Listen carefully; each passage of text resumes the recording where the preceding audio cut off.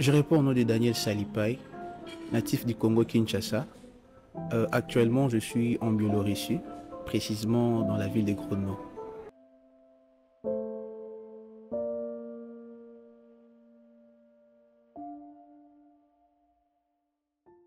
Le choix de la Biélorussie, tenant compte de réalités qui se passent dans mon pays, plus précisément à l'est du Congo, il y a tant de guerres, tant de réalités.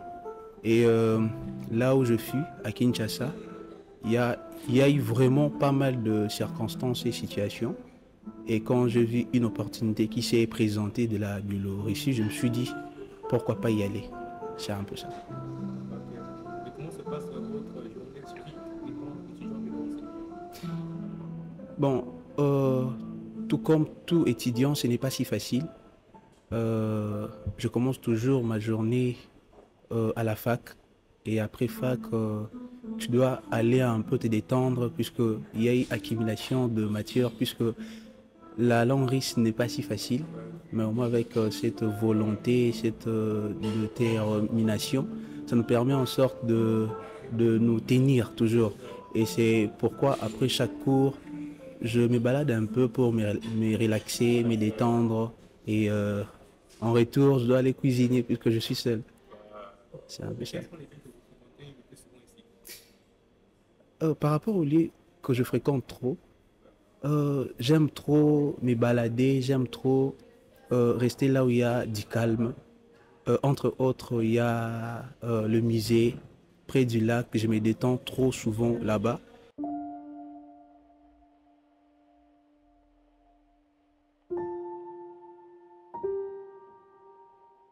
J'aime travailler ma voix, j'aime écouter aussi de la musique et passer aussi un temps dans de restaurants tels qu'ici, à Bistrot. Donc Donc, c'est un vous peu êtes ça. chanté quoi? Ah oui, j'aime chanter. Est-ce que tu peux nous faire une démonstration là? Waouh. N'importe quelle chanson. Bon, ok, essayons. Euh,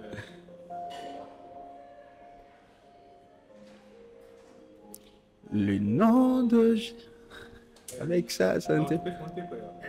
C'est un peu. Ok. Le nom de Jésus, plus haut que tout le nom. Alpha, Oméga, aucun nom n'est comme le sien. Le nom de Jésus, plus haut que tout le nom. Alpha, Oméga, aucun nom n'est comme le sien.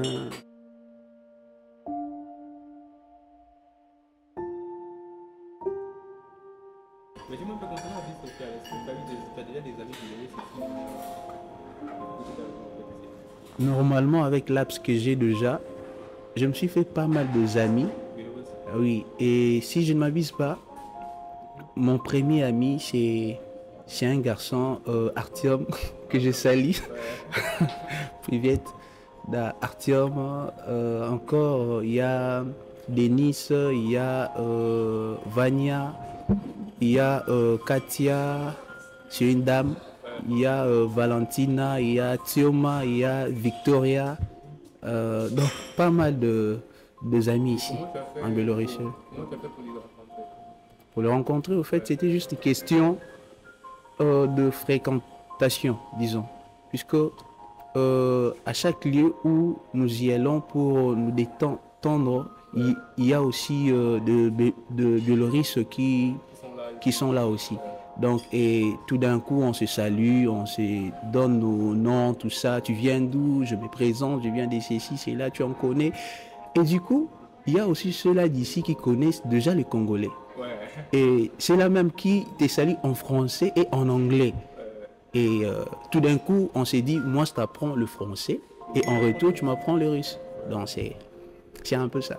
Ok, mais concernant la vie sociale à l'université au campus, comment ça se passe en fait? L'ambiance sociale au niveau du campus étudiant, entre vous les étudiants. Mhm. En tout cas, sur une échelle de 100%, je dirais c'est à 70%, à 70%, puisque il y a pas mal d'activités qui se passent à l'université où je me trouve à Grania Universität.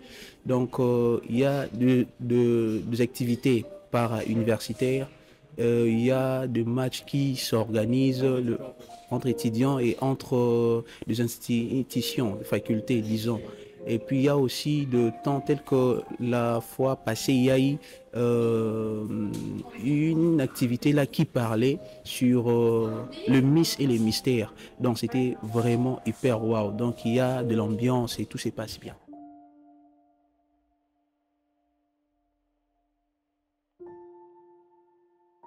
Parlons de la sécurité, c'est vraiment un aspect auquel ces pays a eu à vaincre ou soit à surmonter.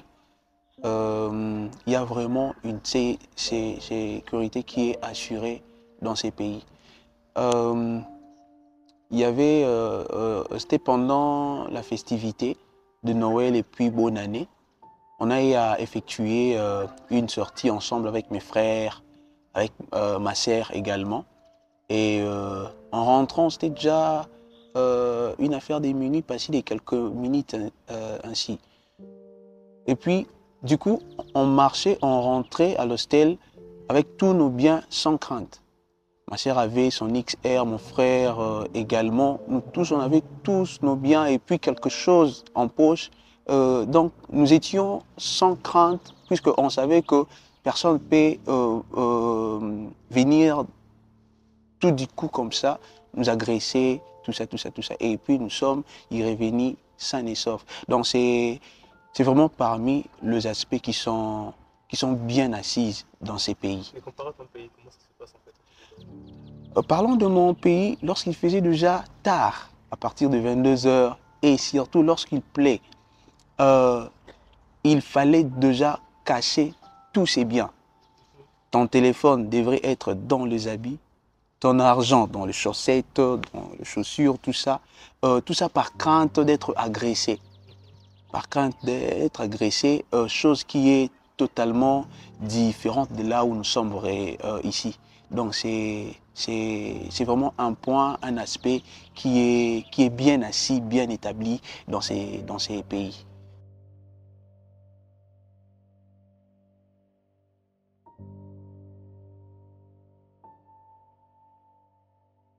Bon, en fait, il y a aussi un point capital et important à dire à mes frères, à mes sœurs et à ma famille africaine et partout dans le monde. C'est que on ne voyage pas par influence, par concurrence, par concours, mais on voyage avec objectif, disons. Et en termes de moyens financiers, chose qui est sûre, en Biélorussie, quand tu n'es pas stable sur le plan financier, tu croiseras plusieurs problèmes, plusieurs réalités. Et j'en suis victime également. Quand bien même que le standing n'est pas aussi stable, mais avec le minimum que j'ai ou soit que nous avons, cela fait en sorte que je puisse un peu me décanter de certaines réalités. La vie de l'hostel n'est pas si facile, de l'auberge n'est pas si facile. Et à chaque fois, tu dois te trouver quelque chose à manger, puisque ici, c'est toi-même qui es parent et c'est toi-même qui prends soin de toi. Et il n'y a personne qui viendra à ta place pour te procurer tout ce dont tes parents faisaient au pays. Donc ici, carrément, nous sommes parents, nous sommes responsables, on répond nous-mêmes à nos besoins. Et c'est ce qui fait en sorte que quand vous n'êtes pas prêt sur le plan sur l'aspect financier, cela fera en sorte que vous croisiez plusieurs réalités et choses qui va du coup te démoraliser mentalement et du coup tu n'auras pas envie de rester longtemps dans les pays. Bien sûr, quand bien même qu'il y a l'aspect négatif, mais l'aspect positif du pays y est aussi. Alors, une fois déjà que tu te prépares, une fois déjà que tu es prêt en termes de moyens, si tu as des parents qui peuvent te soutenir en termes de frais académiques, ça sera déjà un bon pas. Et le reste, ça sera ta responsabilité. Avoir l'esprit créatif avoir l'esprit innovatif qui fera en sorte que tu puisses aussi répondre toi-même à tes besoins, surmonter des réalités auxquelles tu peux contrer dans le pays de manière attendue ou inattendue. Donc c'est vraiment ça. C'est un peu ça. Quel conseil pour conclure? Qu'est-ce que tu peux dire pour conclure? Bon, pour conclure, je dirais, j'ai toujours dit à mes frères d'ici que la Biélorussie n'est pas si mal du tout, comme les autres le disent. Mais c'est juste un problème de vision et de perspective. Puisque j'ai croisé des gens qui ont fait 10 ans dans ces pays. Je me suis dit, 10 ans. Je me suis dit, mais comment est-ce que tu as fait pour survivre pendant 10 ans? Il dit juste, c'est une question de but. C'est ça, au fait, dans ce sens-là. Et alors, je dirais aux frères qui sont dans les pays, aux frères qui désirent y venir, et puis ceux-là qui souhaitent aussi y venir, et par après y aller quelque part, d'avoir la première des choses, la perspective de soi-même. Le but est l'objectif à laquelle tu es motivé d'y venir ici. Et une fois sur le lieu, concentre-toi sur l'objectif, trouve un moyen de t'en sortir. Et si c'est les études, fais les études. Si c'est le travail, quand bien même qu'on dit que non, les étudiants de préparatoire ne peuvent pas bosser. Ah oui. Par après, il y a toujours une possibilité, une opportunité, c'est ça, de trouver un petit boulot qui permettra déjà en sorte que toi-même aussi tu sois responsable de soi, au lieu que le parent puisse assumer tout en globalité. Alors, les parents ont leur responsabilité en termes de frais, et nous également, on a aussi notre responsabilité en termes de promouvoir aux petits besoins. Donc, c'est un peu ça.